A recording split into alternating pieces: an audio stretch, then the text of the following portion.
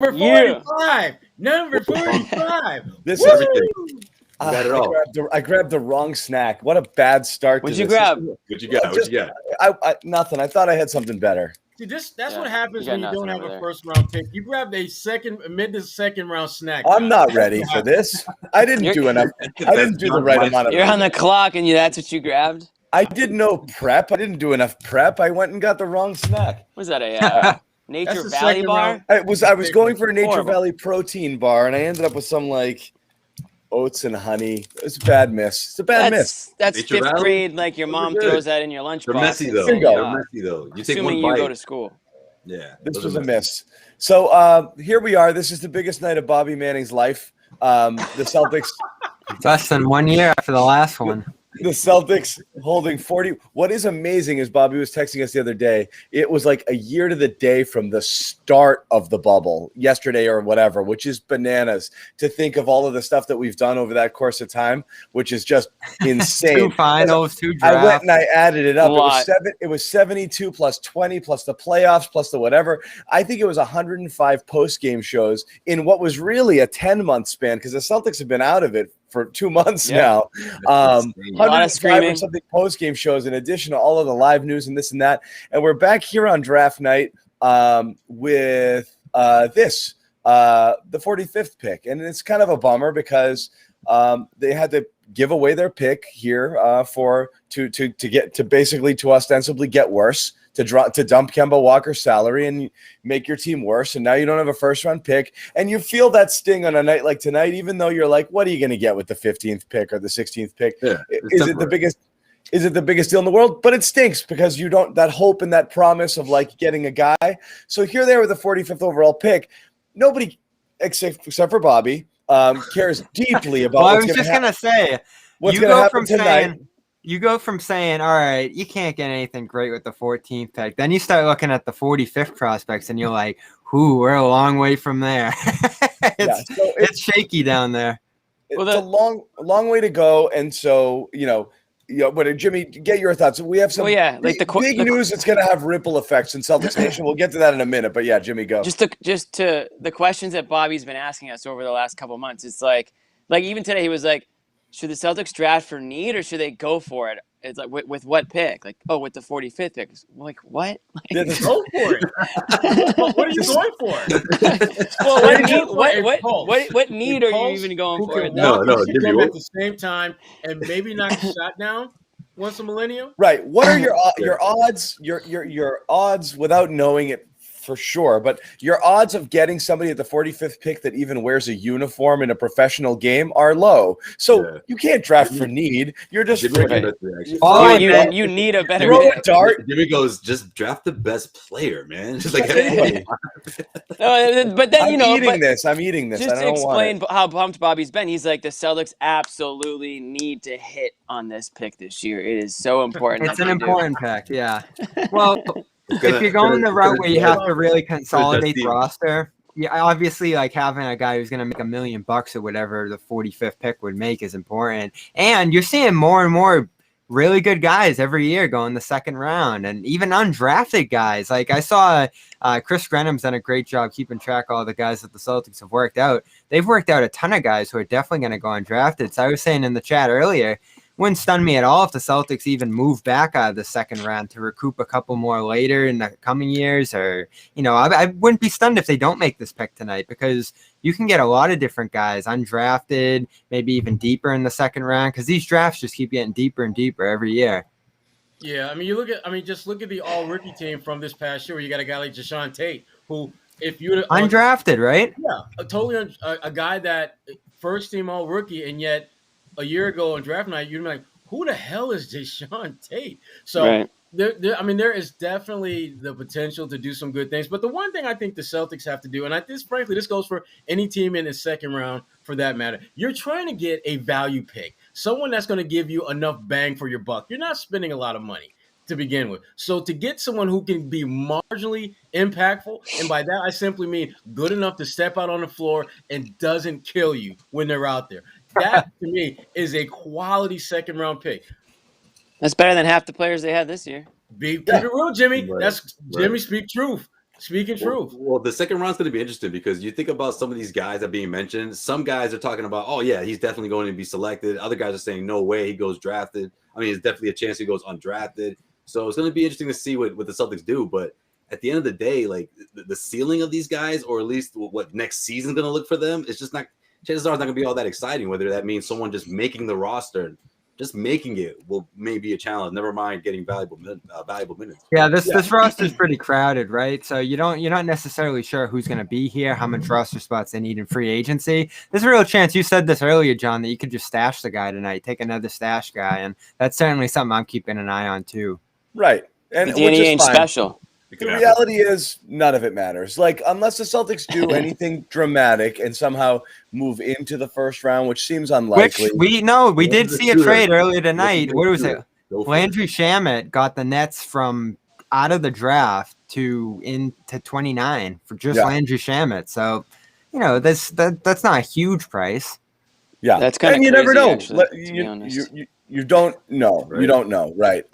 So crazier things could happen. I think the general vibe is they stick around, pick at 45, watch a bunch of other teams make moves. Where things get really interesting is what's happening right now with the Lakers, and things are already getting a little wacky here. Woj dropping bombs already. So, like, Woj dropped 2 bombs back to back about a trade with the Lakers. 2 different trades with the Lakers involving roughly the same cast of characters, one going out for Buddy Hield and the other for Russell Westbrook. And so right now it's not really clear. Everything is like agreed upon or like in principle or framework, but you got a deal that's basically a bunch of so-so guys and a first-round pick for Westbrook. Yeah. It's Harrell, it's Pope, it's who else? Kuzma, and the first round. I don't know how the Lakers do it. bunch of Jags, but I mean, it's obvious that despite the fact that Westbrook kind of really turned it on the last 20, 30 games, Washington is thrilled to get rid of that salary and be done with it, and that's that. And it's so fine if that happens. The greater question is, if this happens now, Washington's in rebuild tank mode, and Bradley Beal's whole I don't know if I'm going to ask for a trade yet gets accelerated immediately. The question is, does it get accelerated so fast that he basically does the slap shot goalie thing and trade me right effing now and hangs up the phone? Like, could this happen like that? Or is it still, because right now draft night is always the best night to trade for a guy because you've got those assets. Once you make those picks, Golden State, for example, 7 and 14, once you make them, they're the guys you wanted. If you're going to make that deal, you got to make it. So is Washington, I mean, is this all happening right now? Like, could it all be done by tonight? Or how do you guys see this play? I think it could be done, but I don't think it will be. I think the Westbrook thing will get done within the next 24, 48 hours. But as far as Bradley Beal, who, if we're being honest and real, he's the only one we care about in Washington. We don't care what happens to Russell Westbrook. But I think the Westbrook stuff can get done within the next 24, 36 hours because you have a Lakers team that clearly wants a player of that caliber, and you've got a Washington franchise that's motivated to make that move. And Washington knows that making that move is going to make Beal want to bounce. He's been pretty clear about that he does not want to do the rebuilding. He's done the damn rebuilding thing for all but maybe 1 of the 2 years, or maybe 2 years he's been in Washington. Every other year has been rebuild. He's tired of that nonsense. So then the question becomes, and we'll talk about this, I know, obviously, is what does that mean to the Celtics? And specifically, can they put enough on the table to entice Washington to give up Beal? Yes, I'm with Sherrod. I don't think they pull the trigger on Westbrook without knowing that they're going to get a call from Beal, any second now, being like, I want out too. Dude. They may have already had Jimmy. What did you think was going to happen? Yeah, exactly.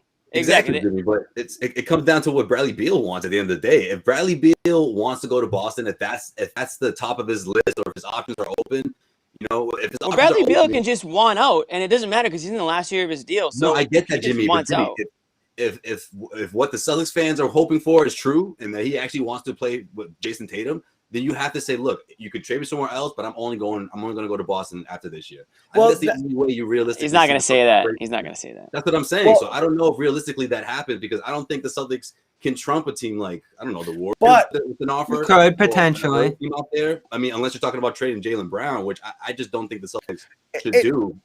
It depends how much of that's the whole thing. It comes down to assurances, right, guys? Like we're in Anthony Davis world right now. Okay, if Bradley Beal would accept a trade and or the possibility to re-sign with 3, 4, 5 teams, then it becomes a bidding war. If Bradley Beal says I'd go to Golden State, but I'm still going to test the market next year, then all of a sudden giving up your entire future for a team that has 2 aging stars with Curry about to be 32, Clay 31 coming off back-to-back season-ending surgeries. Draymond already kind of, has been on the downslope there. And you've got 7, 14 Wiseman and Wiggins playing his first good professional year of basketball, and you're going to put all of those guys in a bucket, send them to DC for Beal, and then hope that he re-signs. That's the whole future there. You need assurances there. You're going to make that deal. So while, yes, they might have a better package, after tonight they don't because they make those picks unless Washington loves those guys, and they can't really know. So if Beal's doing that whole, it's Boston or else, you look at the framework of this West. I never thought this before. I never thought the Celtics could do a spare parts deal for Beal without including Brown. That's the route. But now you look at this Westbrook. You look at this Westbrook deal, and it might be like, okay, Nesmith, Romeo, 3 first-round picks, and Smart, who you can re-sign or not, and some cap flexibility. And Rob or whatever. I mean, everything but you give them the everything but Jaylen package with a bunch of firsts. Does that work? And if so, probably not. Probably not. But yeah. Why is that so impossible to believe? Like, why would he not say that? Like, does he not want to play with Jason Tatum? Or better question, wouldn't he want Jaylen Brown to be on the team? Yeah, that's what it is. But wouldn't he want Jaylen Brown himself like that though? He doesn't have any allegiance to Boston other than the fact that he used to be Jason Tatum's babysitter back in the day. If that's the case, that's not enough. If that's the case, then what's going to change his mind a year from now? I don't see it. What I was thinking their best chance was, and this kind of hurts it a little bit, is that the Wizards would try to make one more run, like with Beal and Westbrook, and see what they could do, and then you might have a Bradley Beal situation that kind of mirrors Gordon Hayward when he was in Utah. Give the Celtics a chance to meet with him, try to convince him to play here, and obviously Jason Tatum is at the meeting and all that stuff. But now, if the Wizards are going into blow-up mode, Beal's going to say, I'm out. Like, I got 1 year left of my deals. Trade me wherever. It doesn't really matter to me where. And, I'll make my decision on my future when that time comes. And if that means that the other team gets less for Beal, then why the hell does Beal care? He's just trying to get out. So, there isn't this – he has no loyalty to Boston. He has no loyalty to Boston, but that's the whole point is we don't know his mind. Right now, He might say, I want to go there. I want to play with Jason and Jaylen because they're young stars. He might. And of all the places you might trade me to, or the places I might consider in 2 years, that's the one I want to go to. And if that's the case and he's made up his mind, then it's a done deal in a matter of then Washington has to find a way to make it work because they lose him at the end of the year. Well, what's he waiting for, Sherrod? But if he doesn't do that, if it's 3 or 4 teams, again, now you've got then it becomes exactly that. Well, it won't be the Lakers. Bobby, you're talking about what is Beal waiting for? Yeah, because you would think, especially with all the noise last week, that trade request would be coming any time now. But, with what we've seen from him over the last few years, you're still not even sure he wants to leave. And that's what the organization seems to be signaling, that we're trying to put an even better team around him. Maybe Westbrook's not here, but we have more flexibility now. Now he's got Kuzma. That's the wild card in all of this. It's just what exactly are the Wizards thinking? Because all of us are looking at them and saying, well, they're clearly looking to rebuild, but they may have a plan B or plan A that we don't know about that isn't about rebuilding. It's about reloading and unloading Westbrook to reload the rest of the roster. That might be the way that they're talking this thing out to Beal, which is why Beal isn't more demonstrative and outgoing about wanting to be out. Because again, I think more than anything bold else, first move. Beal is trying to keep as many options as open as long as he can until he finds a situation that makes the most sense for him. Because he can leave in a year, yeah. Right. So he may very well not be moved at all, but keeping in mind that a year from now, we may be in the same situation where we're trying to figure out what the hell is Bradley Beal going to do. Yeah, and let's be clear, he's friends with Tatum, but I'm sure he's friends with other stars too. And that free agency, Yeah, that free agency class next year is going to be loaded. I just don't understand how, like, I feel like a lot of Celtics fans, they say the same thing you guys just say, right? Like, there's no way Bradley Beal would command a trade to Boston and say, oh, I want to play with Tatum so badly that that's the only place I want to go. But then at the same time, those are the same fans saying that, oh, Jason Tatum, Jaylen Brown, they carried this team to the Eastern Conference Finals back-to-back years. You know, so what's the disconnect here? Like, they're good enough to carry a team to the finals, according to, you know, a lot of Celtics fans, but they're not good enough for a guy like Bradley Beal wanting to go join forces with them. Like, that's the thing. If Bradley Beal wanted to join forces with him, I think he would have made that clear by now. That's what I'm saying. If that was his, so to me, that's what I'm saying. He's keeping his options open. It's one option. He's keeping them open. He's keeping them open publicly, okay? Right. Because you really look bad when you do what Anthony Davis did and just say, I'm going nowhere but whatever, and that's it. And then you burn yourself in the city you always played. You look like you're a quitter, and you're manipulating the system, and it hurts your reputation. Beal might be smart enough to know, I'm not going to go out there and advertise it, but ultimately, I kind of know where I want to go. So, you know, once I make up my mind, I might kind of force that issue. You know, and Washington will obviously say, can you give me 3 or 4 places so we can try to make a move? But this is what I've never understood. It does not make sense if you are a player to actually give your team that leverage. Because why would you want the team acquiring you to hobble itself in giving up a ton of assets? Because you're going to go to a place that now has issues because they had to empty the vault to get you. If you know you can control your future in a year, you kind of just want a free pass and a smooth ride to your next spot. And that's what you want to do there. I think the trade in advance is what? So you can, if they trade him early, he can sign a juicier deal because he was with the team before. That's his incentive for a trade, right? Right. Is that how it works? So that's about it. That's what Beal gets out of being traded this year. You get the 5 years after. You get the 5. Okay, yeah, right. There's some incentive there versus just walking, but ultimately you got choice for the first time in 8 years in your NBA career. You want to exercise that choice. So it's either I'm going to do it in free agency or you're going to kind of clear my path to get there, find a way to make money work, and that's that. But I don't want you, like the Davis deal, while it was forced, was a shit ton of stuff for LA to give up for a guy that would have, it's why they would have waltzed in there the next year on his own volition. So, that was a lot. That's a lot. If LA trades for Westbrook tonight, they're gonna have 5 players left. That Davis trade wiped them out essentially in terms of their ability to get better beyond that. If Beal wants, let's say Josue's wish comes true and Beal has been begging to come to the Celtics. Let's just say that is happening, but it's still up to the Wizards. I mean, they still have to do what's best for them, right? I mean, if there's another team that says we want Beal too, I guess the risk is just the other team potentially loses them. If Bill lets them know, you can waste your time for a year, but then he's gonna go to Boston. If Bill lets them know that he wants to go to Boston and they say, screw that, we're sending you out to Miami because Miami has a better package. Bill's camp, I guarantee you this will happen. They will put the word out that we're not going to resign. We're not resigning. They're going to do the same thing Anthony Davis did. They're going to do the same thing. And so then it's that mixes the deal. If, in fact, they don't want to go, right. Exactly. That will kill player empowerment, immediately. Guys. Player empowerment. But that's fine. That's the whole point is, like I said, you have 8 years. There's the teams have your rights for pretty much 8 years there. And this is your first shot. So this is where I'm always absolutely for the player to have some choice in the matter here. Chances might diminish in a year, when he's actually a free agent. It's like, no, this is what you talk about all the time, John. The Wizards can lose him for nothing next year. Yeah. So this is actually setting them up to do something going into the future here. And you know what? I think they should trade him tonight. Get all those picks you can into the future. Get all of the Warriors players. And I think that Warriors move for the Wizards is a very smart one right now. And you can get Andrew Wiggins off maybe his best year ever. That's a solid little package to start moving into the future. And you can pick number 7 tonight. If you can get Wiggins in those picks, I think that's something you would have to consider. But here's the thing. I mean, it's hard to give up a great player. It's just if Beal's told them, I'm not resigning, really, no matter what you do.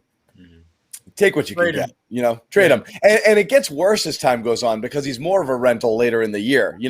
You've got a full year to bring a guy into your place, do the Kawhi Leonard, and it didn't work. But the culture, play here, learn it, love it, live it, be successful, Laugh and then it. maybe and then maybe stay. That you got a shot. That's what the Celtics wanted to do with Davis. I mean, come here and play you'll love it. It's going to be, but it didn't work.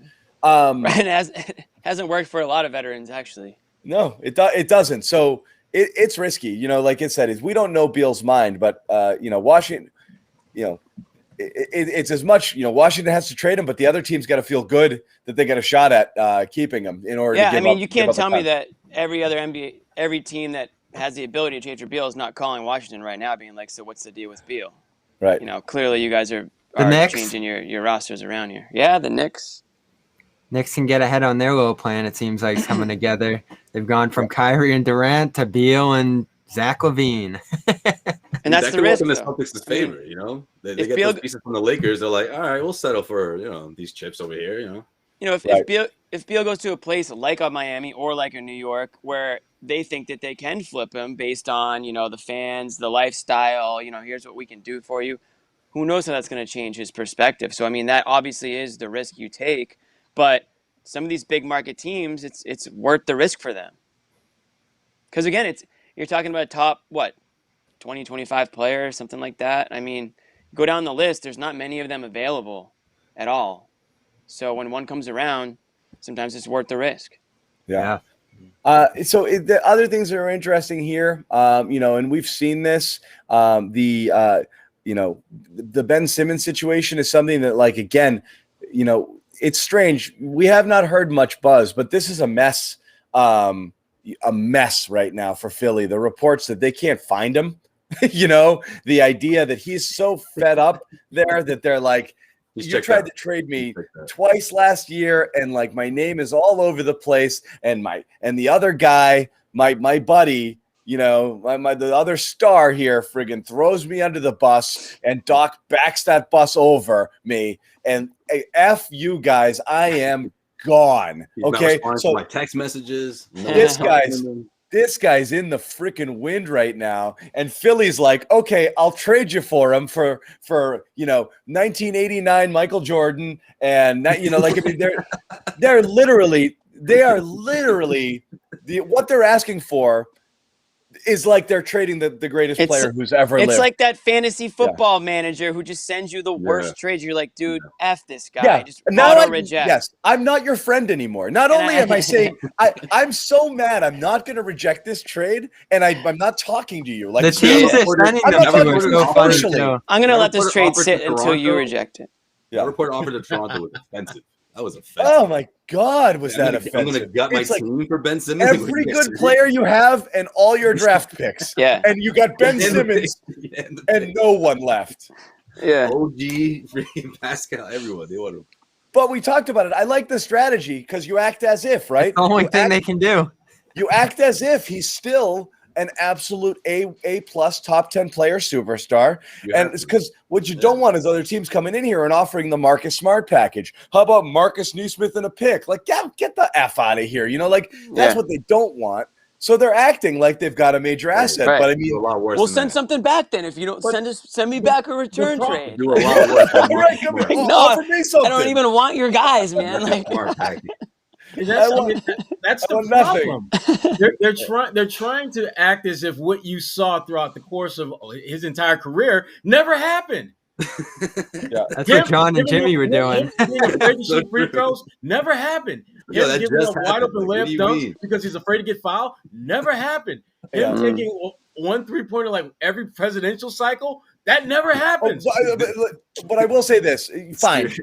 That's fair, Sherrod. But I do think we have a little recency bias here. If a year ago on draft night, the Warriors were going to trade the number 2 pick and Andrew Wiggins for Simmons, people would be like, are you kidding? The Warriors are going to get Simmons for that? They'd be like, they're going to be unstoppable. So, we've gone a little too far off the cliff. And that was our point. That's always been our point. That's all we were saying. We've got a little bit off the cliff with the Simmons bashing. Okay, but it's his fault though. It's his fault. We're not. He's not helping himself.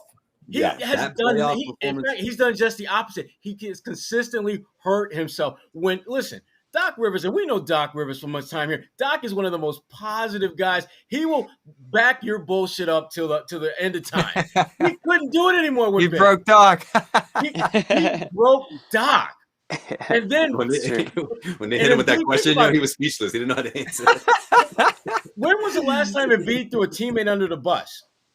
Never. And you know what? Embiid has done every little thing along the way to appease him and fit his game to make it easier for Simmons. It's like Simmons is the superstar there. I figured out when you break Doc and Joel to the point where they both run your ass under the bus, and the same night, it's a wrap. I can't give you anything for that. You don't even have the guys who are in the trenches with you who believe in you. How the hell am I going to give you something of value for that? Hey, and a team like Toronto would want him, would be in a good place to develop him and, keep him in a place where no one's really watching. People don't really pay attention to Toronto like that. Even Sacramento, send him somewhere to the an outlier franchise. That's what. And even when that offer came along, we're just like, come on, are you serious? Like, no.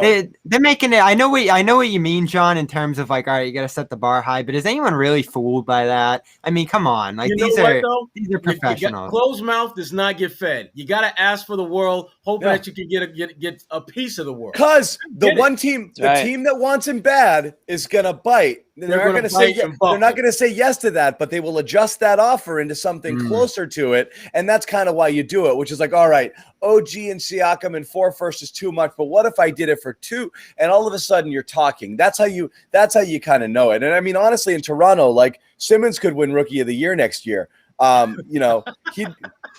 He could be awesome there. So that's a good spot for him.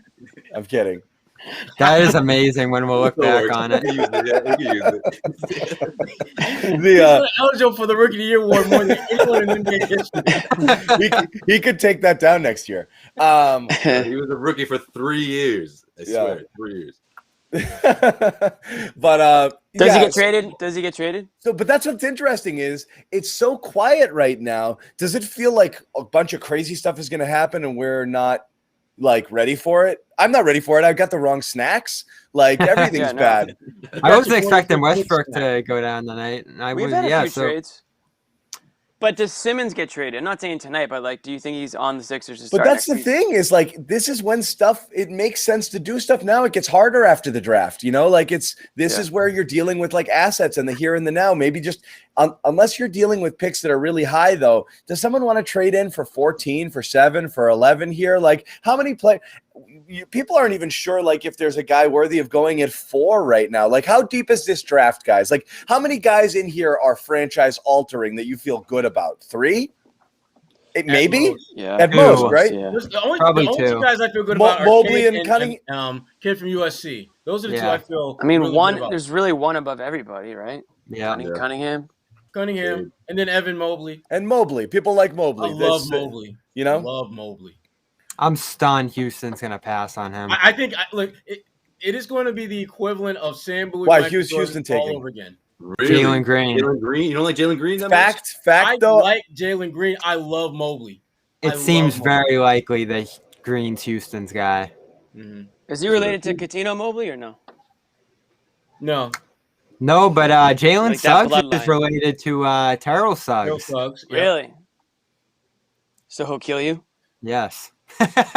And he's going to Toronto. Jimmy. So people have been trying to tell me in the chat, by the way, and I'm not whatever, but Shams is putting out there Beal has no desire to leave the Wizards. So take that for what I'm feeling. Yeah, take that for what it's say if I were him right now. But that's the right thing to say. I do think that that's smart because you start saying I want out right now, it gets really ugly really fast. But John, if they just went out on a whim and just traded Westbrook without him even being involved in it, or like that wouldn't make any sense. I think there's a slight chance that he actually wants to play out another year in Washington and see what happens after. Because maybe the situation he would be going to right now isn't one that is taking shape yet. Yeah, I have a feeling that he has been kept in the loop on all the Westbrook stuff. He'd have to. Yeah, I mean, if just knowing their GM Tommy Shepard from years ago, that makes a lot of sense on how Tommy operates, and it makes a lot of sense when you have a player in the position that Bradley Beal is in to keep him in the loop, in the mix. Jimmy, what the hell are you doing, Jimmy? I'm listening. I'm listening here. to the report, dude. Yeah, we're doing a show here, Jimmy. This is unbelievable. I'm like frantically going and like turning stuff off, thinking I'm like causing this. You could hear that? Yeah, I was looking at John the whole time. Yeah, Jimmy, it's in my damn ear. How can you hear it? I thought John knew he was biting his tongue. I thought he was gonna flip. Listen, I wanted to hear exactly what Sham said. I wanted to hear exactly what. So going back to, and he said Beal right now has no desire to leave. So at this very moment, who knows? Jimmy, remember, he signed like an extension in Washington. Buzzword of the night, because remember earlier when Woj tweeted about the Pistons, Cade Cunningham is their number one pick right now. Everybody knows everything that is reported is fluid. Decision at 8:05 could be very different in 8:10, 8:15. So it makes sense. Well, I think Bradley Beal has been kept in the loop on everything that's happening with the Wizards, because I think at the end of the day, they want him back. And they're hoping that they can maybe put together a roster that will appease him and make him want to stay. But that's getting pretty damn hard to do when you look at the pieces that are leaving, you look at the pieces that the teams around the Wizards are adding, and you look at the fact that, let's be honest, Bradley Beal is not getting any younger. He's not by no means is he over the hill or anything, but he knows every single year coming into his prime. At some point, you are going to be the OG in the building, and you're going to be looking around. No championships, not a contender. And then what are you going to do? All right. But the right thing to do would be to buy him for at least one more year, right? So I think I can see Bradley Beal doing that, because he's going to say, well, at least the Washington Wizards are going to say, like, to your point, I'm sure they had conversations about this trade. I'm sure they said, look, these are guys that we think if they're not playing with the Lakers, they get more of an opportunity that could really complement you. Look what the Bucks had, with Giannis. Obviously, I'm not calling anyone on this team a Chris Middleton, but maybe they can convince them that they're one of those, pieces that could lead to the Robin to his Batman, if you will. Like, oh, give us one more summer. We already got the starters to surround you with. Maybe we'll grab one more all-star, next summer. Just give us one more time and one more. Again, think about it from Beal's perspective right now. Have to do. They have to do that. They have to play that card. But to going back to what Sherrod said, it makes most sense for him to say it now, because if he does say, I do want to trade, Washington might – he looks bad, but Washington might have to get an itchy trigger finger and need to do something now. Send him somewhere where he doesn't necessarily want to be, and then he's there instead of Washington. If he wants to play it out or he wants to manipulate the situation, it makes more sense to kind of stick around, and then ultimately say, I kind of do want to go, and I am going to go here, so see if you can make it happen, and you do it more amicably. So it does, like I said, it makes sense. I can't see your reasoning here. We've seen this Washington team, like, okay, fine, they played with some spirit late in the year, caught lightning in a bottle. Do you see any path to them rebuilding on the fly and building a roster to be able to appease him? It makes no sense. It doesn't make sense that that's possible right now for them. I don't think they're bringing in, top talent, and I don't think they're going to attract anybody here. I don't think they're going to try to. When you do that, you go make a trade for a guy like Westbrook and say, "Look, I got you a second star. Isn't this cool?" Right. You don't trade. You don't trade them. So it doesn't make sense. It doesn't make sense that would be something that they're committed to building around him, and that they can show him that in time. Right. That's the hardest part. I don't see how they can possibly show him. Right. That look. Right. Yeah, this isn't their roster. It's not like he has the Lillard contract, right? This is it. No, I actually thought that they would trade Beal, keep Westbrook around to play with the young guys and whatever else they get back, build them up a little bit, and then just let Westbrook go. Westbrook doesn't build people up. Westbrook destroys. Look. Hey, he brought that makeshift team in the playoffs last year. He does it, but everybody else, once he's no longer in their orbit, excels. So Westbrook does not make players better. Look at that whole team. With his first triple-double year, everyone's like, he's got no one around him. And then Sabonis and friggin' Oladipo go elsewhere, and they're like, wow, these guys are all-stars. But, they were bums playing next to Westbrook. So I'm not – I don't know. All that's about to change, though. And that was in his I thought he was really year. good last year. We just watched the maturation of you Westbrook, guys agree Lakers have to be, 1-2 with the Nets going into next season, right? I mean – hey, don't forget the Bucks. Bucks 2, 1, 2, and 3, whatever order you want to put them in. Yeah, I mean the Lakers are pretty thin now. If this deal shakes out the way it looks, but they did it so right I don't know how before free they'll build. agency. They're going to get all those Yeah. cheap free agent vets now to come through and play with They get LeBron ready to and pull up. See, I'm not ring so sure about chasers. that. I'm not so sure about that, I Jimmy. am. Because Cozy will be there, Here's you know. why. All of them went bad this year. Exactly. Everything LeBron was bad. This is not 2015, 16, 17 LeBron. The LeBron that we saw last season is going to be the LeBron I think we're going to see slowly but surely over time start to not be as dominant, impactful, full thrust LeBron. And again, Father Time Come always on. wins. At He's some not. point, He's not at that point though. He's still a player No, that you can win he's- around. And with yeah, but Anthony the Davis problem- and now Westbrook, I just think you're a championship contender. Yeah. He's But got the Brady problem vibes. that they're going to have now is that you're going to need those minimum wage guys to carry so much more of the weight than This is like the Heat. previous LeBron teams have done. Yeah, they'll need to do more. They'll need to do more for sure. Nah, And they're not buying it. Look, wait a minute, let me get this straight. I'm going to pass on making 10, 12, 15 million to make 1.5 or 2 million or whatever. I'm not to saying play that with LeBron, extreme. knowing LeBron may not be there down the stretch. Knowing I'm probably going to have to play more minutes because he's not going to be healthy when I could be playing similar minutes, making 3, 4, 5, 6 times as much as I'm playing here in LA. Oh, hell no. No, I don't do think the difference wonder- is 15 to 1 million though. I just think they're gonna get the breaks. If there is a player out there who's standing between a couple teams, like they'll lean LA. I mean, maybe it's $1 million or $2 million less, whatever it takes. I think I that agree with the that. round out that is going to be rotation. similar to what we saw where guys that were on teams that weren't very good but were really good players buy out, become free Yeah, get agents, the buyout and then guys, too. latch on that way. I You think got you'll see competition this- for them, though. You know, the Nets will remain strong in that regard. The Bucks suddenly become a player for those kind of guys. So you have a couple different powerhouses in the NBA now that could siphon those kind of guys. You're right, Sherrod. There's not a LeBron monopoly on those guys anymore. No, I think this is like his last swing at a guy like that, though, right? A 30-point scorer, Mr. Triple-Double. Well, so here's what confuses me. I mean, this is firepower that he wants, though. He has another closer. I think that's what makes them more dangerous. so this was a championship team 2 seasons ago. They essentially gutted that team, brought in some new pieces. People thought they were better. I know John was raving about them before the season. They had injuries, whatever. So now they're essentially gutting that roster again for Westbrook. And is Westbrook really like? I like Westbrook, but is he where? And healed. We do. I don't know. We We'll see do if they get very healed. quickly forget that this team looked unstoppable for about 25, 30 games this year. Okay, so they did.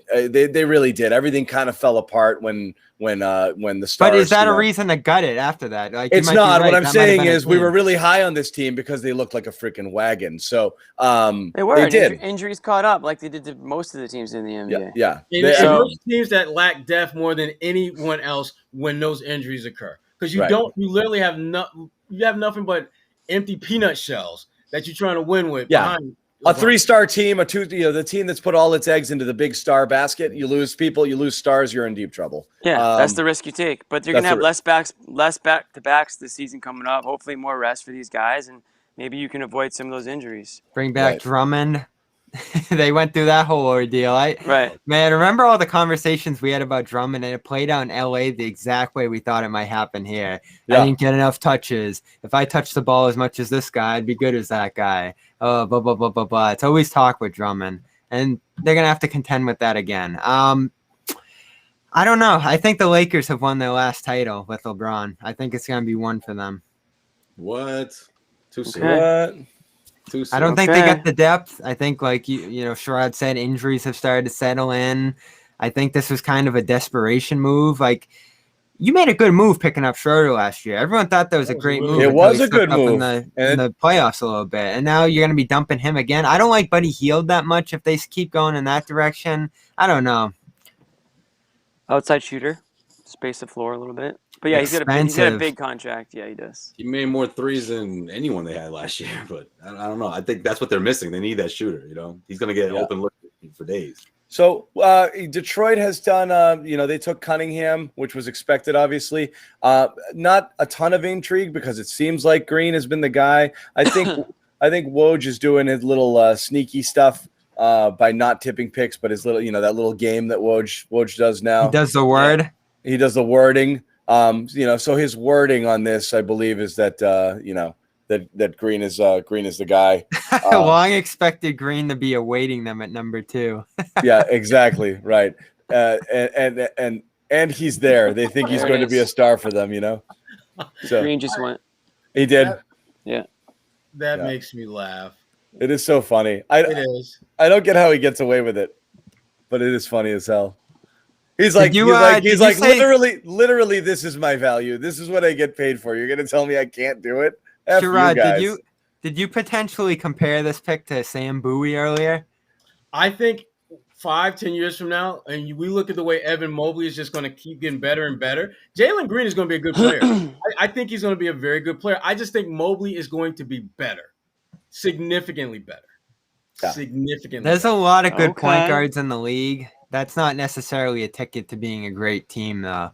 And when you look at a guy with great size and great impact at the big man position like Mobley could be, that's more usually a straight path to being a champion. You look at Davis 2 years ago, Giannis this year. I mean, you don't have to go that far. You could just go to Marvin Bagley a couple of years ago as a more modern day example of the of blowing the freaking second pick. When you had Doncic sitting there and you freaking, I mean, that's today's Bowie right there. That's a freaking disaster. Yeah. That pick, absolute disaster. The Kings. In that draft, oh my God, unbelievable. But yeah, that's a tough one. No, Cleveland, you should have known.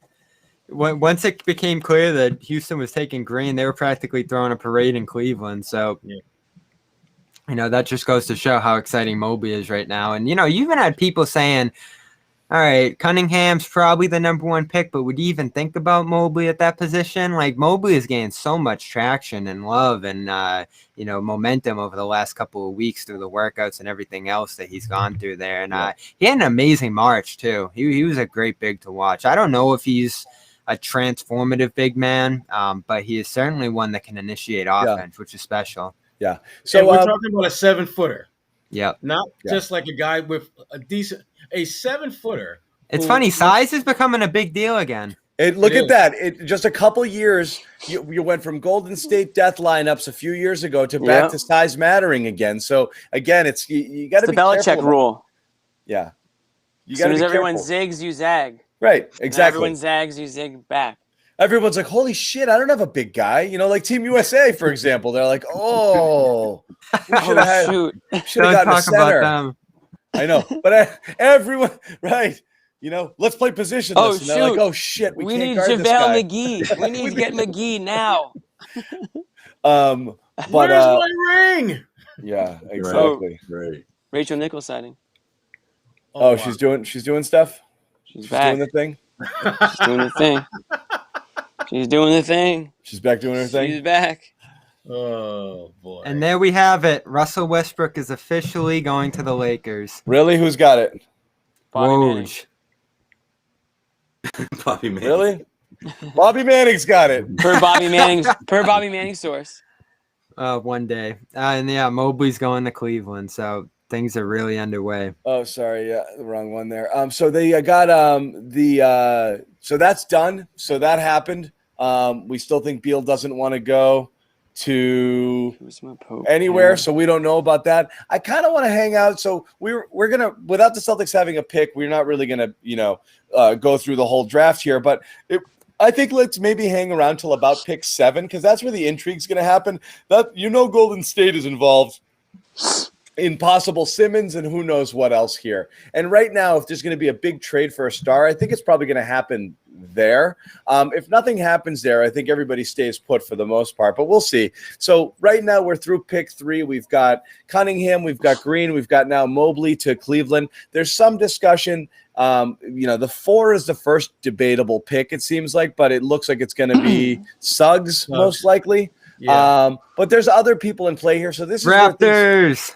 This is where there could be a bit of a wrinkle in the draft. So we'll see what happens with this pick. And so on. Anybody else, Bobby? I know you've kind of looked at some of these guys. Anybody you like here at 4? Any player beyond Suggs? Yeah. Why did the shine come off him a tad? Probably Mobley's ascension, right? Yep. So he just surpassed him. I don't think it was anything Suggs did wrong. In fact, Suggs was unbelievable in March Madness. Just sheer will. had that huge shot in the semifinal game, I believe it was. He does everything, and he's going to be the perfect replacement for Kyle Lowry there at the point. Yeah, and even though, he doesn't have tremendous size, Toronto has shown the ability to be effective with small guards. When you look at Lowry, you look at Van Vliet, I think Jalen is going to fit in seamlessly with what they're trying to do. He's going to go through his rookie growing pains like all rookies do, but I think at the end of the day, for what Toronto needs, where they are in the draft, he's the perfect fit for them. And you know who he's been compared to, Sherrod, is your guy, Chauncey Billups. Chauncey Billups, yeah. Although I would say Chauncey's probably a little bit bigger, but I think Jalen, at the same point when Chauncey was coming into the league, I would say Jalen has a better all-around game. Chauncey was more of a shooter when he came into the league, and people weren't really sold on whether he could actually run a team. And truth be told, it took Larry Brown to just break Chauncey and then build him back up before he could really be kind of an elite upper echelon playmaker. And Jalen, I think he's going to be really good. I think he's going to be a perfect fit for what Toronto needs at this point. So and for our draft conspiracy people, Toronto leaped up a couple spots there. I don't know if that was the league, patting them on the head for taking that year in Tampa, but what a haul for Toronto to, go from the playoffs, fall out of it, kind of get stuck in the middle here, but still get, a top 4 pick out of it. That was huge. Great timing.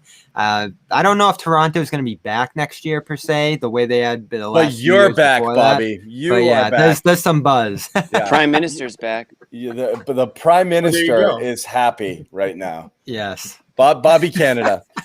By the way, not everybody knows this, but for a while, Jimmy Toscano had the nickname of Jimmy Canada. That's very true. Right. The video still lives actually on the It's internet. very good. There's 2 of them. Yeah, there's a sequel. Somebody go search Jimmy. You guys should go search Comcast Sportsnet Jimmy Canada. I don't know if it's on YouTube or if it's just in the CSN archive out somewhere. there. It's good stuff. Jimmy's like, I haven't watched it every once in a while. It's a hockey based. It's a hockey based movie. Yeah, it's a good plot line to it. It's really good plot line. There's it's so the Lakers. Some good acting. It's very good. It's very good. Any of our Gun Report fans dig it up. I'll be very impressed. Actually, check it out, Jimmy Canada. It's good stuff. Anyway, go ahead. So the Lakers do end up giving up 22 tonight, along with all those players. So the Wizards got a first-round pick out of it. But still, those players, Kuzma, KCP, Harrell, what are the Wizards going to do with those guys? It's not like you can flip. It's not like you can flip those guys for something better, Like those are role players that the Lakers didn't want anymore. They're literally fillers. Whoa! Don't let Kyle hear that from you, Bobby. He's on Tatum's level, reportedly. Yeah. Allegedly. The Coos. Yeah. But if you're watching, that's what you're telling Bradley. Hey, you just need to unlock him. All right, that's your job. We got this guy. What a stunning trade! Who else is Bryce tipping picks tonight? You got to lead with that. You got to lead with Kuzma. You got to be like, listen, I believe in this guy. What's up, John? Who else is tipping picks tonight? I still don't see. We don't have 4 yet. We still don't have that pick. They're on still waiting. I mean, I don't think they've done have they done Sham 3 on the broadcast yet? Sham says, do you want me to say it? Yeah. Go ahead. Scotty Barnes. Wow. First, yep. Really? Scotty Barnes. All right. I wonder if that says anything about Pascal Siakam's future, because obviously he's been floated around in trade talks, and here's one. Those guys are the same position essentially. Perk just called Mobley a modern day Bill Russell, and Celtics Twitter is absolutely no. Celtics Twitter is dying right now. Somebody get eyes on Nick. Keep him away from Windows. Celtics Twitter is arming itself right now. Okay, they are going to storm, ESPN headquarters for something like that. You can't say that. Tommy Heinsohn called Greg Stiesma compared Stiesma to Bill Russell, and he got away with it because it's Tommy. Yeah, he was right at that. He was right then. Yeah, but this guy's crazy. Right. Yeah. Every time people talk about Rob's shot blocking ability, they try hard to kind of say it without saying it. It's it's kind of like Bill Russell, but it's like we can't call Bill Russell. Next year you're going to be the guy who's going to say it. You're going to say it. Yeah, I might say it now. You're going to say it next year. Better than Bill Russell. Early next year. Better than Russell. Woj says the Pacers have acquired. Game, he has like 5 blocks. You're going to say it. Woj says the Pacers have acquired the 31st pick from the Bucks. He doesn't say for what, but that's what he says. Cash, most likely. So Pacers have a late first-round pick coming to them. Interesting. So that's a wrinkle, first wrinkle in the draft. That's a huge wrinkle. I mean, Green was you had 4 players in this draft essentially at the top, like you did last year: Cunningham, Mobley, Green, and Suggs. I don't know. There's like 5% of me that thinks that the Celtics are going to trade for Beal in like 5 minutes. Like, I'm like afraid to hang up here. I'm afraid to get off the air. It's like I don't know. I got a weird vibe. Wouldn't be surprised if Orlando took Kuminga at 5. Would not be surprised. So Green keeps sliding in that case. I don't think Green will slide any Suggs, further rather. than Suggs. Suggs. I don't think he'll slide any further than OKC. Maybe Golden State, but definitely not out of the top 7. Yeah, OKC would be thrilled in that case. Obviously, they lost a lot there. Like I said, this is a guy who, at the end of the year was in consideration for the 1 pick. I just felt the momentum kind of slipping here, that the interest wasn't nearly as high as it was. So Chad Ford said he's been hearing that Barnes was Masai's guy and the front office was torn. Yeah, there's a lot of hype with Barnes, but he doesn't have a shot. And he really had, people got excited by Flash as a point guard when he was playing at Florida State. And there's another Florida State guy to really just explode up the board. But I don't know. He hasn't put it all together yet the way Suggs has. I'm very surprised by that pick. But he is potentially. Again, you got Siakam and OG, and OG seems like a keeper. So that does, to me, that feels like Siakam could be the odd man out. Yeah, unless you're going Wing City, like switch everything, have all great defenders every position. Wing City. Yeah. Yeah. Wings over Toronto. I guess it's possible. Speaking of wings, that's a good spot. He's a really good defender, though. So Scotty, now he can defend all 5 spots. Really good defender. If you're Orlando, you're obviously happy, but at the same time, there's got to be teams calling them right now, right? Who looking to maybe jump up to 5 and take for Suggs. Sure, right? Yeah, they're in a good spot.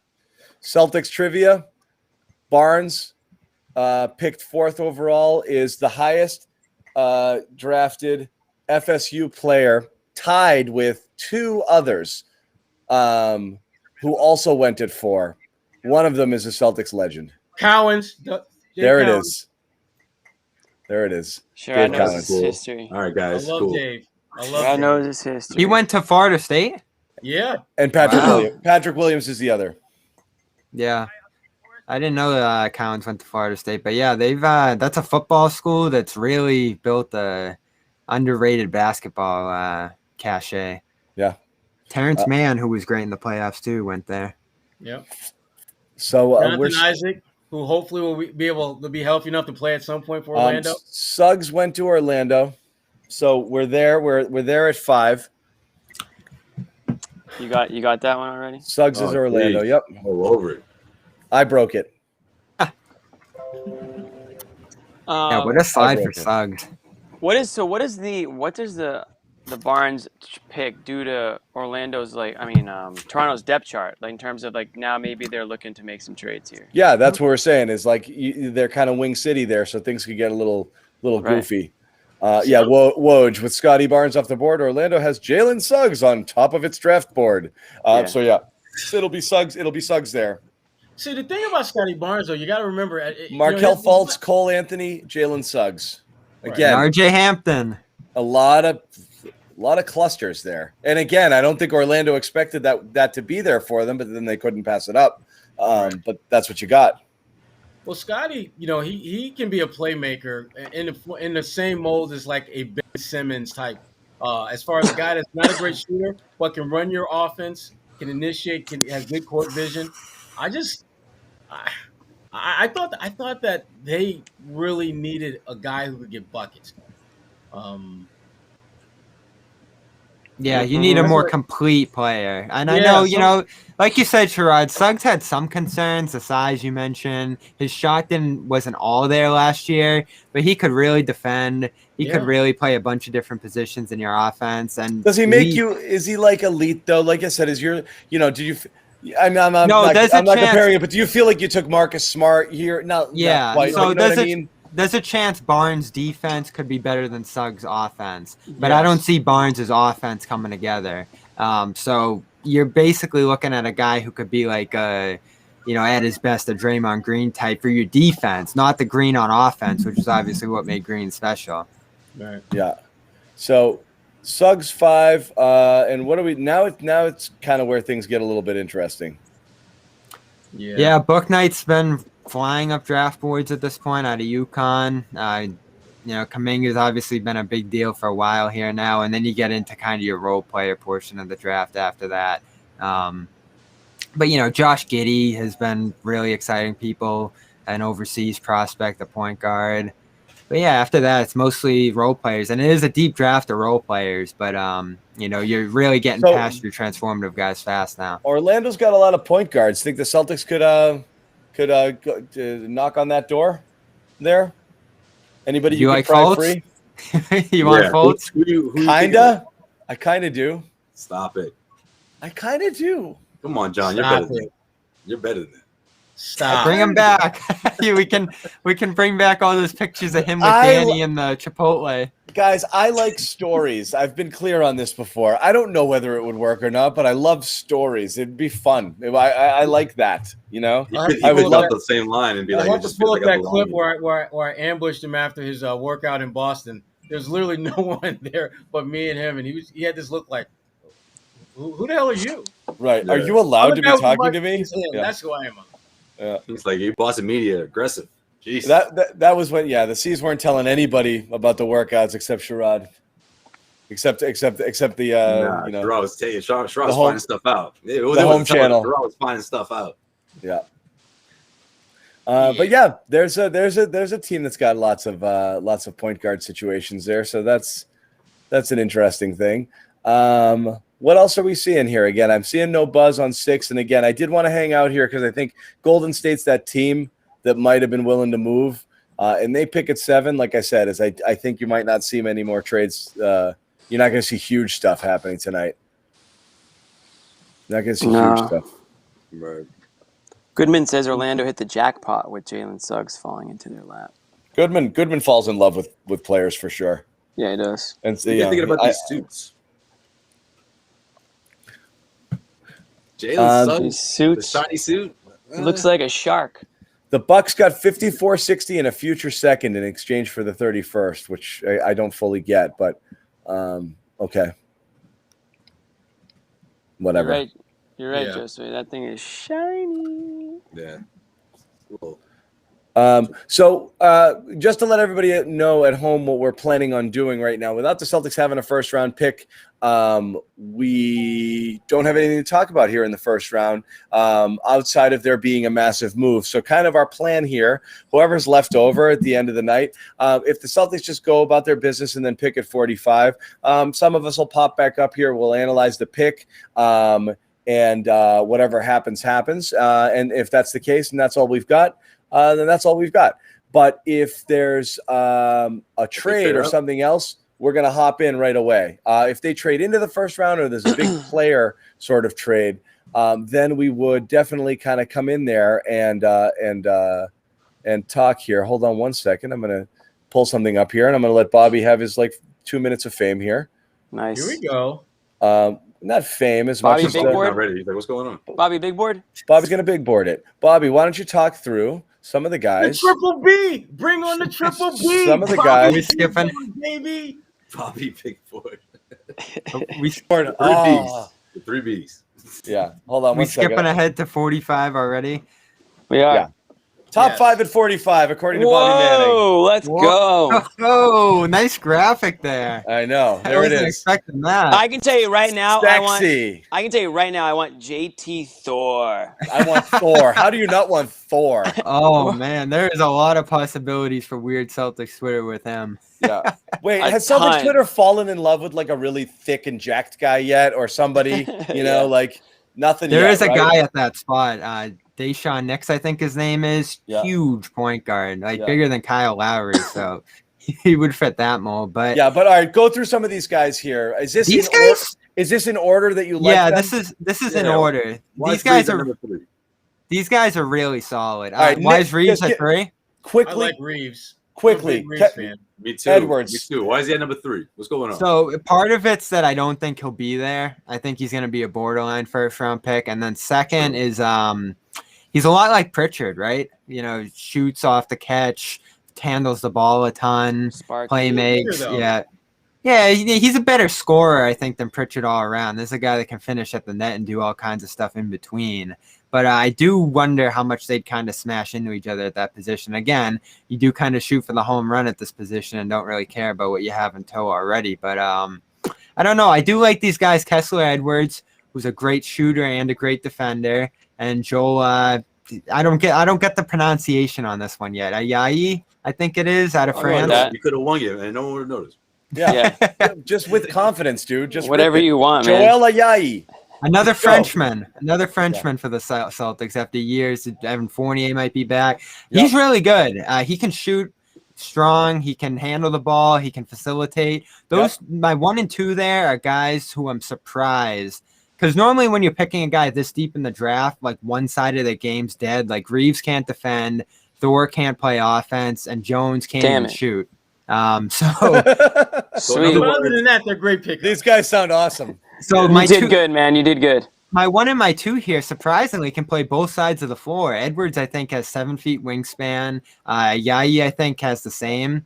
So, you know, you got good defenders there who can play the wing, who can shoot and handle the ball a little bit. I'd be thrilled if Yayi came to the Celtics because he's really like a pseudo point guard who can initiate offense for the second unit.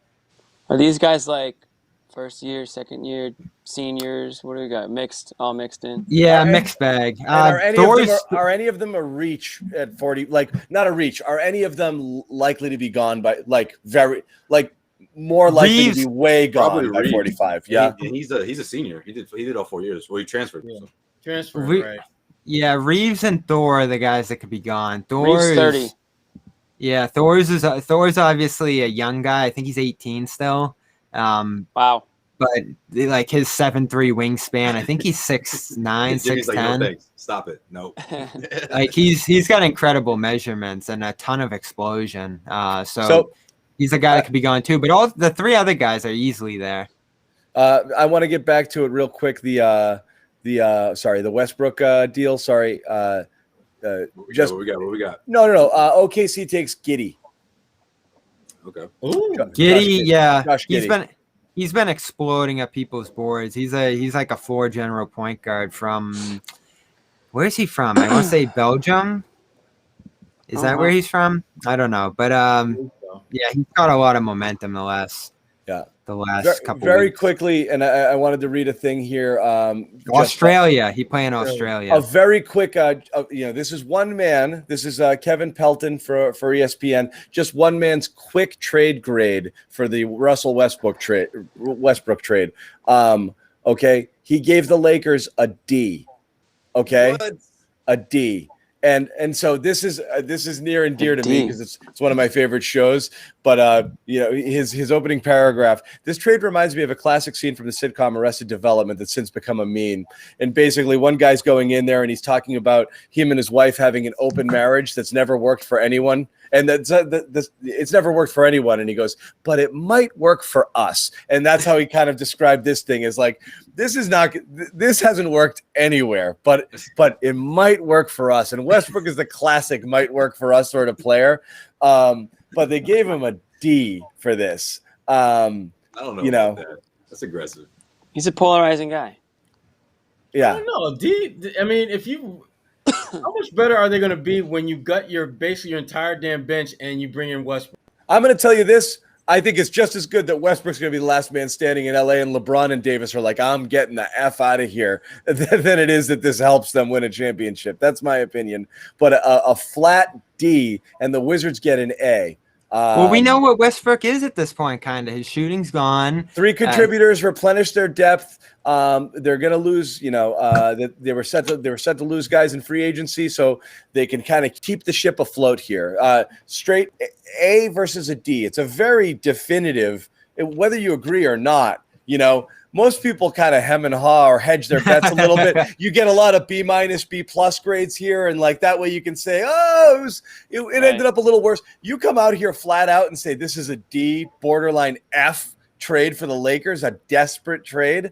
It's interesting. It's an interesting take. But yeah, I'm not a Westbrook guy. You guys know it. I know you guys were singing his praises. Sherrod liked him. You guys liked what he did late. I can't stand him. I think he makes everything worse. I think he's going back home though. I think it's just a bad fit. And again, this is weird superstar ego shit where it's like everybody thinks, that everybody's 5 years younger than they are. And like, oh my God, me and Russ and blah, blah, blah, we're unstoppable. And like Russ can't shoot and he's not nearly as explosive as he used to be. And LeBron can barely walk now, So like, I don't think that this, I'm not saying we're going overboard that LeBron thing. I love LeBron. I take it back. LeBron, I freaking love. But I mean, again, you're talking about a guy who's still miles on the tires, miles and miles and miles on the tires, guys. And then Davis, who's got history of injuries and coming off of what he's got here. See, this is destined to go horribly wrong. Right. Yeah, that's the thing that makes this risky because if that happens, if he goes down, and I do take it back, they don't reach the promised land. Yes. What's everyone going to say? Oh, Russell Westbrook, he couldn't be that guy for LeBron, or he wasn't enough, or you needed those 3-4 role players to step up, and they would have done better with those guys. Yep. So that could happen too. It's a risk. Yep. It's a big risk. So Giddey goes to, 6th, which means Golden State is on the clock, and again. This is the fingers crossed, Celtics fans, that in 2 minutes we don't have a graphic on the screens that says, report, trade in place for Bradley Beal. Because right now, this is where it's kind of interesting. And assuming it doesn't happen, like I said, we'll wrap it and we'll come back when something does happen. But again, I don't know. This Lakers trade shocks me. Like we didn't see this coming at all. So I guess, brace yourselves for anything here. Nothing would totally surprise me. Me neither. I mean, but let's be honest. This is the type of deal that the Lakers like to do. Deals that on the surface have a lot of sexiness and appeal and razzle dazzle. But then when you start kind of combing through the weeds and you realize, wait a minute, we just got a guy who's in his 30s who can't shoot, who can rebound. There's a reason why he's a good rebounder. He misses so many damn shots. What's wrong? He's not Karl Malone. He's not yet. He's not that old. I saw Karl Malone at the end of the road, and it was Lakers Karl. Russell is not. I agree. Russell is not there yet, but he ain't that damn far away either. Yeah, that's the thing. This is a 2-3 year window. He doesn't know that though, right? Russ is going into this being like, "Oh, this." Russ got 7 or 8 left in him in his mind. Yeah, but yeah, the Davis part is what scares me too because now you're trading away pieces or assets potentially down the road. I'm not thrilled about the Lakers. 3 of them healthy is so scary though. You're not thrilled about what? I haven't been thrilled about the Lakers in a couple of years now. I think they're older. I think they've really just lost all their depth here. I don't know how they're going to replace it. Because, again, you lose a couple guys on the edge of your roster, fine. This is their roster right now. LeBron, Davis, Westbrook, Alonzo McKinney, and Marc Gasol. Where are you going from there? I know you could bring back Schroeder, but how does Schroeder fit next to Westbrook now? You bring back Caruso, great. You can bring back Drummond. That didn't really work. The guys who they have floating in free agency still are probably more, loosely tied to the roster and didn't really work as the guys they sent out. And in fact, KCP was a great role player for LeBron. Awesome shooter and defender. A guy you send out in Harrell was pretty good for them last year. Some of their best lineups were with him on the floor. And Kuzma, I know people gripe like crazy about him, but that's a good two-way forward, productive starter in this league. And now, is Westbrook worth what we talked about with Beal, Brown, and Tatum? Would it be worth eliminating your whole roster to have those 3? And now you're asking that question about LeBron, Davis, and Westbrook. which with Westbrook, I don't know. He's going to have to do a lot. He's going to have to become a lot more versatile. A Tatum, Brown, Beal trio is much better than that, even though obviously LeBron and Davis are still top 10 NBA players, just based off of the shelf life and the longevity and the shooting. Of that. Yeah, and the shooting, of course. So, but I mean, you still got guys who have yet to hit their prime and a guy in his prime versus two people past their primes and one guy in it, but having some major health issues. I don't think it's particularly close there. What do you got, Jimmy? I can't see that phone. Yeah. I just wanted you to stop talking. Yeah? Stop talking. No. Shams reports that Golden State is going to make their pick. Jonathan Kuminga at number 7. That's it? Yeah. That's it. He's another guy who was probably higher before this year than going through it. And in fact, so he played on that G League team, the pro team that, was Jalen Green and a couple other guys who are going to go in the draft tonight who skipped college. He's young. I think he's one of the younger guys in the draft at 18, 19. Has a lot of the explosion features that you see from big wings a lot of times at the top of the draft. Like, who are some guys that fit this mold? I think Derek Williams was a guy like that once. There's always like a really big explosive forward at the top of the draft. And unfortunately, a lot of times like that explosion and athleticism and length and all the like measurables you look at going in don't really translate into basketball stuff. And that's kind of where Kuminga's at. I think that's why he slid to the spot. And I don't know who's like one of those guys that's worked out, Sherrod. It's a thin list, and a lot of them are bust when you think about like those big power forwards who just jump out of the gym. Well, I mean, one guy, and again, he's not necessarily an explosive leaper, but I think we've seen signs that he could be a very good player going forward. And we mentioned him earlier, Patrick Williams out of Florida, who I think he was one of those guys that a lot of people had a lot of question marks about coming into the league, and he's a legitimately good player who's only going to get better. I think Kuminga is a slightly different type of player, but I do think Kuminga has the potential to be someone that I think in time is going to be pretty good. I don't expect him to set the world on fire or be a big-time impact guy day one, but I do think in another couple of years, I think he will be someone who's going to be able to help. Is it? Yeah. Well, you have 6'11" wingspan, got great length, great athleticism, and as Bobby mentioned, how tall is he? He's 6'7".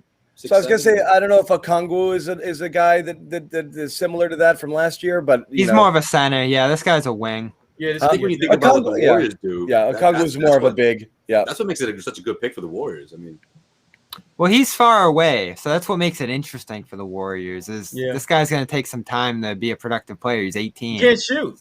Yeah, and he can't shoot yet at all. Not a facilitator. Turns the ball over a lot still at this stage. Like these guys who come out of the G League camp, and this is Green too. Like they are very early in their development. These are high school players essentially coming to the NBA. So 1 year in the G League. No, the thing about Kuminga is he's just a freakish athlete.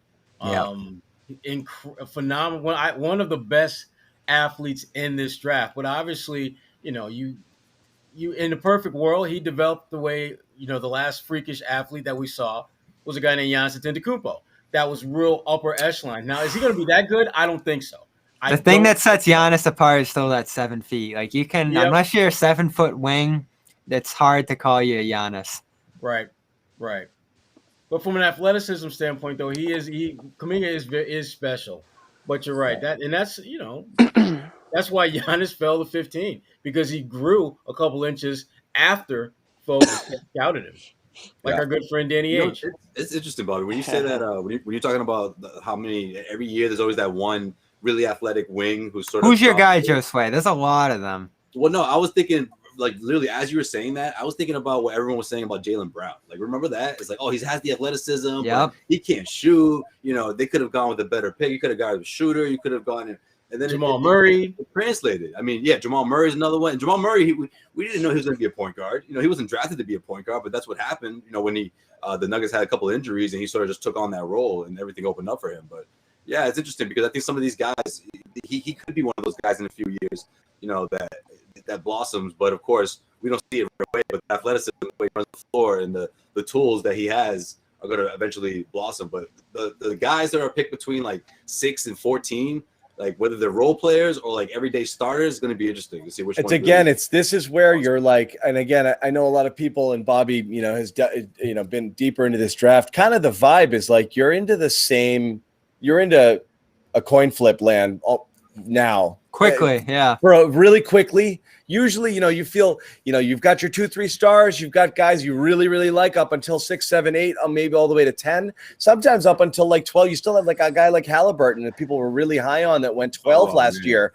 I'm just saying, so like sometimes it extends till about there and you see a drop in the early teens, end of the lottery. Here, that drop is actually pretty quick. And then that middle class, a lot of people are saying, like, I don't see a huge difference. This is why, again, Golden State 7 and 14 is almost like having two picks in the mid, post lottery or late lottery. They're not massive assets in this particular draft. And here you are already drafting a very imperfect player at 7. And you can understand why, everyone, 7-14 and all these assets might get you big stuff. Maybe that just wasn't enough for some.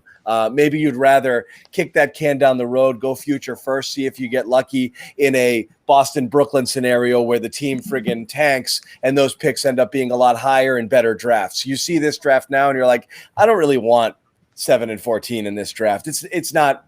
It's like trading me late firsts. I don't want them, I don't know. Maybe that's part of their thinking. We'll see. So that's it. Well, they had a chance. They had a chance to trade him to Philly. Yeah. But yeah.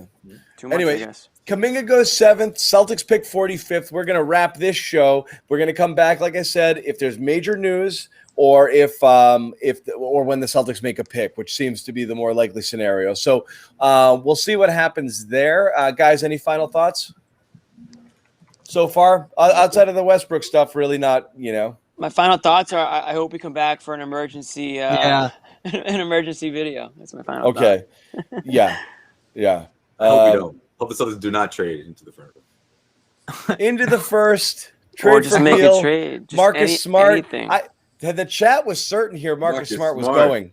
They thought Marcus was going for a pick here. I don't know where Marcus they're getting that. Marcus is not going anywhere. I thought they were thinking about Beal. I thought that's what they were getting at. No.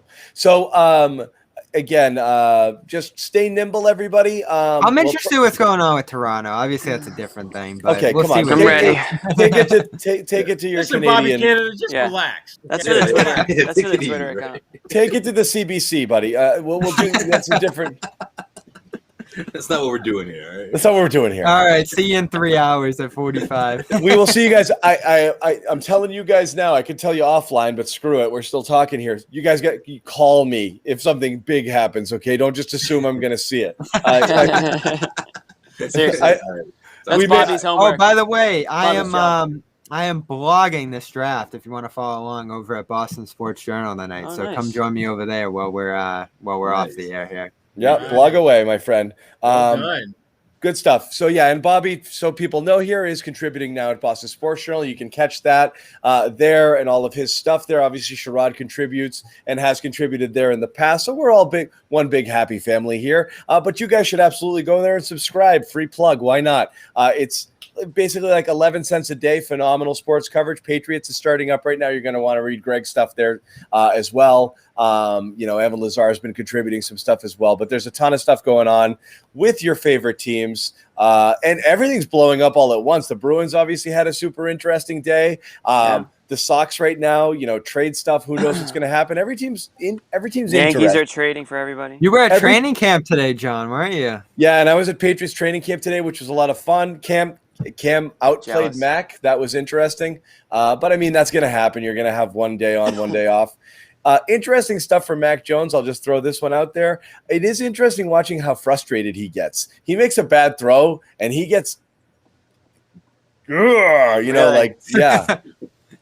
He gets down. Angry face. Yeah. Let's get that fire. By the way, our old friend Mo Wagner being joined by his brother down in Orlando. I saw that. Yeah, they That's took him. great. The Wagner John. brothers. Yeah. Is it less fans at camp? Less by far. Yeah, that's what I thought. It's still good, and the vibe is good, and you see there's a good buzz there. It's honestly and after last year was like, it felt like it was like a hazmat situation. It was so controlled, and people were allowed to sit, and they were apart, and there was no fans. It was eerie and weird. This year is very, very close to normal. They've changed a couple of things, but it's more normal, just a little bit, more mellow. But it's still fans. They're still out there. They're still into it. They're still watching. They're roaring when stuff happens. So it was pretty good. I love training camp. It's the best. I can tell. Look at you. You can't stop smiling. No, it's cool. It's cool. From a professional standpoint, also, you go through a little hibernation period in the summer post, when the winter seasons end. And for someone like myself who covers multiple sports, just showing up, it's the first time you kind of come out of the darkness a little bit and you're like, hey, what's up, guys? And you see people and, I saw some old NBC folk. They were complimenting this show, which was kind of cool, so we've got some people watching, which was great. But yeah, no, there's a ton going on in the sports world. So, CLNS has you covered with everything. BSJ, go ahead and subscribe there for their content. Evan Lazar on our YouTube channel literally talked about every frigging throw and every block made today. So if you want in-depth analysis, Evan is your guy. So go there and check that out too. So again, we'll see you guys soon or much, much later. You guys can tell me whether you want to be back offline. Bobby and I are coming back. He's going to do most of the talking after 45. I can guarantee you that. So thanks for joining, guys. And we'll see you guys later.